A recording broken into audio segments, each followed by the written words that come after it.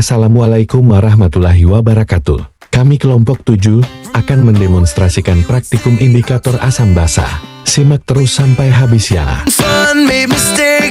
Nah, ini adalah alat dan bahan yang digunakan. Bisa di-pause aja ya. Sebelum ke video utama, kita masuk ke pemahaman dasar dulu. Teman-teman bisa pause dia kalau mau lihat.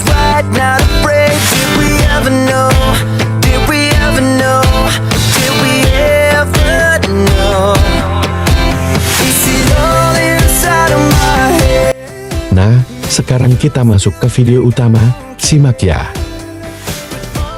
Akan mendemonstrasikan tentang praktikum indikator asam basa. Nah, kita baca yang cara kerjanya dulu. Yang pertama nih ya.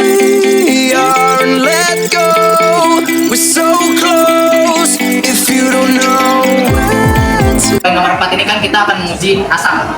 Di sini kita menggunakan cuka sebagai asam.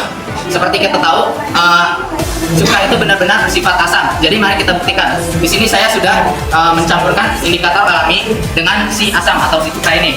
Kita lihat warnanya. Dia warna mawar ini ekstraknya dia berwarna pink muda. Lalu ketika kita campurkan asam, dia berubah menjadi merah apel. Begitupun bunga telang, ketika kita ekstraknya itu dia warna biru, tapi ketika bertemu dengan asam atau cuka, dia bakal berubah menjadi warna ungu pudar dan kunyit. Dia warnanya emas pekat, tapi ketika campur dengan asam atau cuka, dia berubah menjadi oranye kekuningan. Lalu si kol ungu dia ekstraknya berwarna warna ungu. Ketika kita campurkan dengan asam, dia berwarna merah kepingan. Lalu si bayam merah, dia ekstraknya berwarna peach. Ketika kita campurkan dengan asam, dia menjadi pink pudar kayak si ekstrak mawar. Nah, selanjutnya, oke, kita di sini punya teori dasar di mana si asam atau si cuka ini bersifat asam. Mari kita buktikan dengan menggunakan kertas lakmus. Di sini ada asamnya yaitu cuka sebagai asam. Ada kertas lakmus biru dan kertas lakmus merah. Berdasarkan teori lakmus biru, kalau dia bakal bersifat asam kalau misalkan si lakmus birunya berubah menjadi merah, dan merah akan tetap merah. Dan dia bersifat basa ketika si lakmusnya berwarna biru, yang biru tetap biru, yang merah menjadi biru. Dia bersifat netral ketika tidak ada perubahan pada warna lakmusnya. Nah, kita uji coba ya pada si cukanya. Oke, di sini ada lakmus yang berwarna biru. Kita cek dia berwarna merah ya. Nah, sementara yang warna merah dia tetap merah.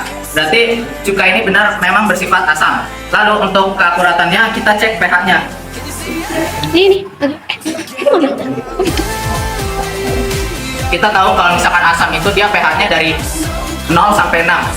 7 itu netral, 8 sampai 14 itu basa. Nah, tadi udah kita tahu ya kalau di lakmusnya itu dia bersifat asam. Sekarang kita cek nih yang pakai indikator universal. Harusnya dia di antara 0 sampai 7. Oke, jadi paletnya ada warna seperti ini, kita cocokkan.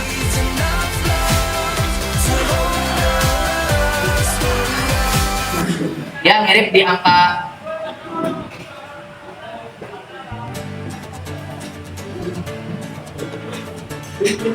di angka 2. Berarti memang benar kalau si cuka ini bersifat asam. Oke, selanjutnya dapat disimpulkan kalau si cuka ini bersifat asam karena sesuai dengan lakmusnya. Ya, dia yang warna birunya berubah menjadi merah dan merah tetap merah. Lalu untuk pH-nya dia memiliki pH di angka 2. Maka dia bersifat asam. Selanjutnya Sebagai basa. Setelah di sini dituang ke setiap indikator ini, bisa kita melihat ekstrak mawar warna warna pink dan dia ketika dituangkan oleh larutan basa dia berubah menjadi kuning. Kemudian bukan telurnya oleh berwarna biru, dia menjadi lebih pudar dan agak kehijauan. Kunyit, warna kemasan, dan dia berubah menjadi pekat seperti warna betadin. Kemudian kol ungu yang awalnya dia ekstraknya berwarna ungu berubah menjadi hijau. Yang terakhir ada bayam, warna ekstraknya seperti peach, dan dia ketika digunakan larutan basah dia memudar.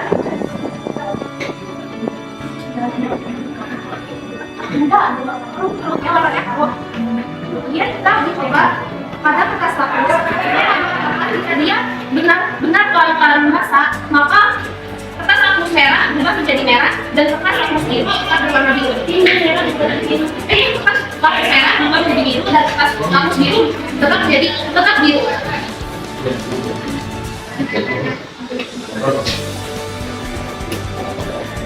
Nah, sebenarnya kita lihat ketika kertas hapusnya dituangkan ke larutan deterjen, kertas hapus merah berubah menjadi biru dan kertas hapus biru tetap biru.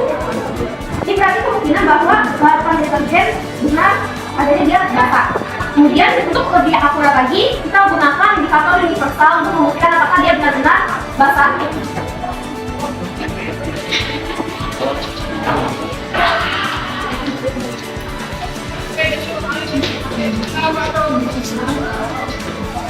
Nah, ketika kita mencoba ke sini, warnanya menunjukkan bahwa dia tuh pH 11, yang berarti pH 8 sampai pH 14 dia basah.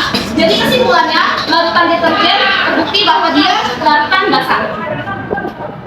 Menjelaskan sampel jeruk nipis jika dicampurkan dengan indikator alami, ekstrak mawar dicampurkan dengan jeruk nipis ini jadi warna pink lebih pekat.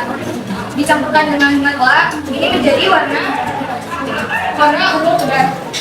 Dicampurkan dengan kunyit yang ekstraknya akhirnya berwarna emas menjadi lebih muda atau warna kunyit. Selanjutnya, kol ini berubah menjadi warna pink lebih pekat. Selanjutnya ini ekstrak daya merah menjadi warna peach dicampurkan dengan jeruk nipis menjadi lebih muda.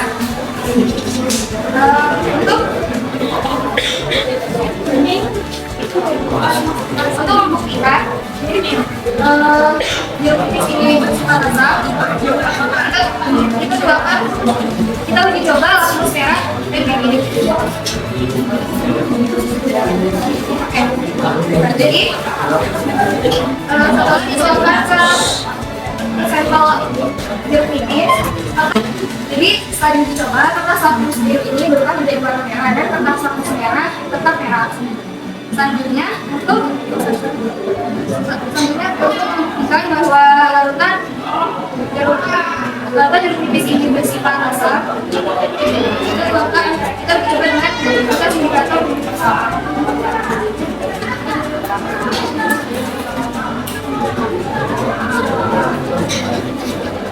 Oke, kertas indikator universal ini menunjukkan pH ada di angka 2. Jadi kesimpulannya adalah larutan jeruk nipis ini terbukti bahwa dia bersifat asam.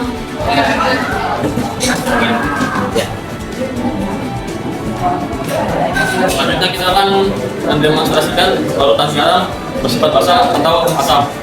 Pertama kita akan mencampurkan dengan ekstrak dari mawar. Mawar itu warna aslinya berwarna pink cerah. Lalu ketika dicampurkan dengan garam menjadi warna bening putih. Lalu kedua, ekstrak dari bunga telang awalnya berwarna biru. Lalu ketika dicampurkan dengan garam berubah menjadi warna biru kehijauan.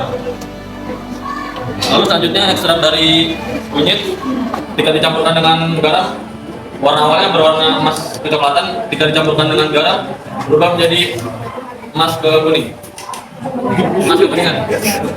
Lalu selanjutnya ekstrak dari kol bungo warna awalnya warna ungu, ketika dicampurkan dengan garam berubah menjadi ungu cerahan.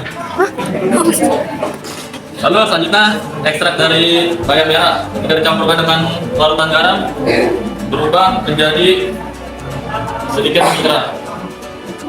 Nah, selanjutnya kita akan membuktikan bahwa larutan garam itu bersifat netral, basah atau asam dengan kertas hapus merah dan kertas hapus biru.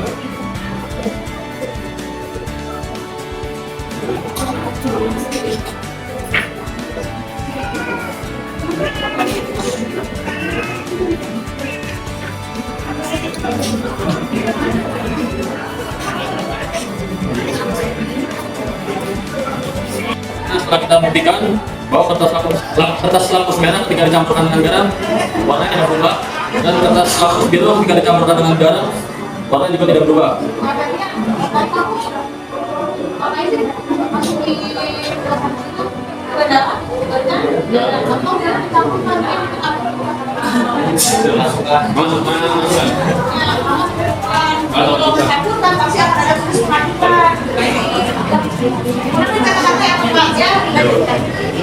Nah, selanjutnya untuk membuktikan apakah garam ini bersifat netral, basa atau asam, kita menggunakan indikator universal. Lalu kita mencalonkan indikator universal dalam larutan garam.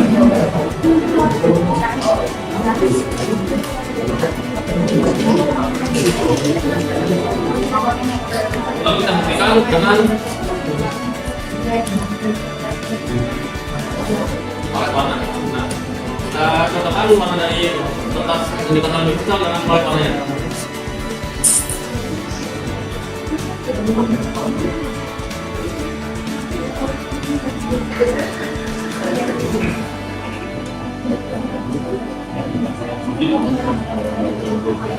Nah, setelah kita buktikan dengan kertas indikator universal dengan palet warnanya, menunjukkan bahwa larutan garam itu ada di angka 7 atau yang kita bisa sebutkan bersifat netral.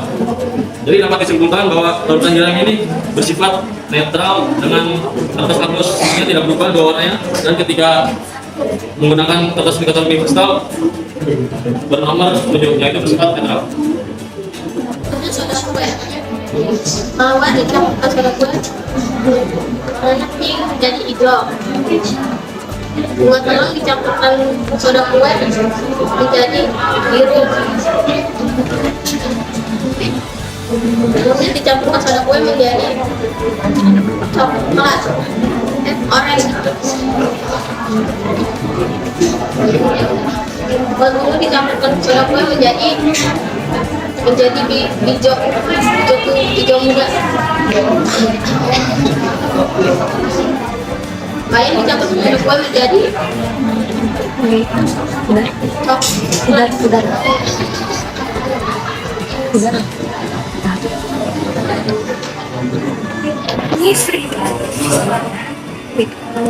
terus dicelupkan kertas lakmus merah dan biru.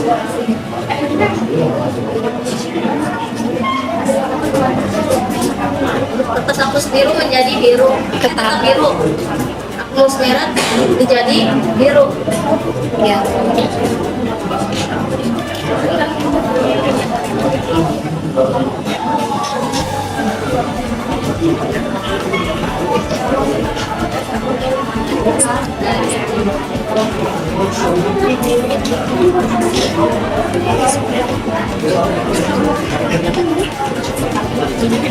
Universal. PH berapa?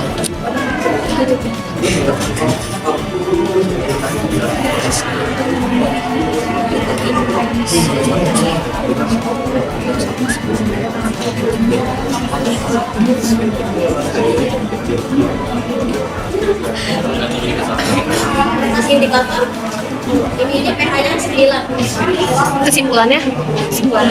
Rasa. Bilang bisa. Kesimpulan jadi soda kue menjadi soda kue jadi basah. Enggak, bersifat basah.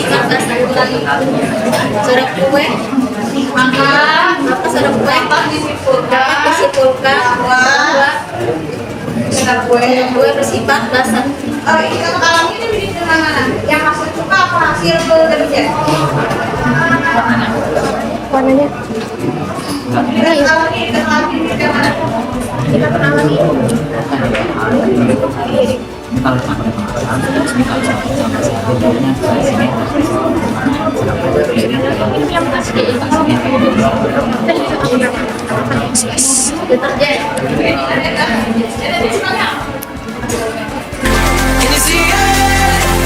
Singkatnya, kita bisa lihat di sini warna indikator sebelum dicampur larutan.